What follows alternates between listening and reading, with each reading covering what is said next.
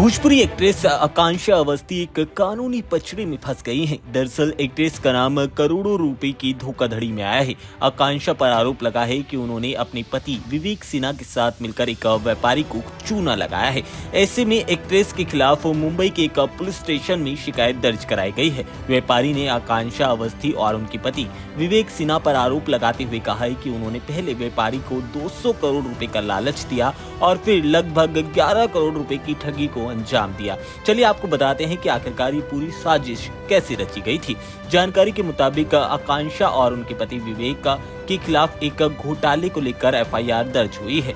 हितेश अजमेरा पेशे से custom cleaning agent थे और जमीन की बिक्री के सिलसिले में पहले वो शांतिलाल पटेल से मिले थे और फिर उनकी मुलाकात आकांक्षा अवस्थी और उनके पति विवेक सिन्हा से हुई थी। इस दौरान उन्हें पता चला कि आकांक्षा और विवेक दोनों ही फिल्म इंडस्ट्री से जुड़े हैं और दोनों मुंबई में एक्टिंग ट्रेनिंग देते हुए एक क्लास चलाते हैं और उनका खुद का एक स्टूडियो भी है।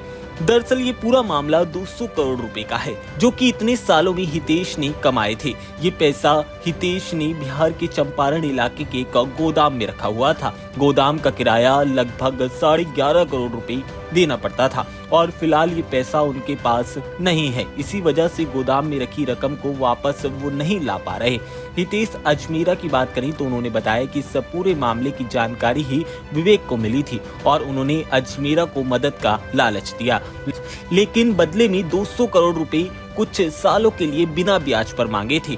दरअसल हितेश अजमेरा के मुताबिक पहले तो उन्होंने इस डील को टालने की कोशिश की, बाद में उन्होंने जब गोदाम के मालिक से मुलाकात की तो उन्होंने विवेक पर भरोसा किया और फिर ये डील कर बैठे थे। इसके बाद पैसों को छुड़ाने के लिए लगभग 11.5 करोड़ रुपए का जो किराए की बात कही गई थी उसको देखने लगे। इसके बाद मौके पर अजमार ने डॉक्यूमेंट्स भी देखे थे और फिर भरोसा करते हुए 3 किस्तों में 11.5 करोड़ रुपए विवेक को दे दिए। ये सब पैसा उन्होंने बैंक के खाते में दिया था। हालांकि जैसे ही बात कब्जे तक पहुंची तो विवेक और उनके साथी इस पैसे को लेकर फरार हो गए, जिसके बाद अजमेरा को ठगी का एहसास हुआ और उन्होंने पुलिस में शिकायत दर्ज कराई। अब ये पूरा मामला सोशल मीडिया पर काफी ज्यादा वायरल हो रहा है और आप ऐसी ही एंटरटेनमेंट से जुड़ी खबरों को जानने के लिए आप हमारे चैनल फिल्म बीट को सब्सक्राइब करना मत भूलना।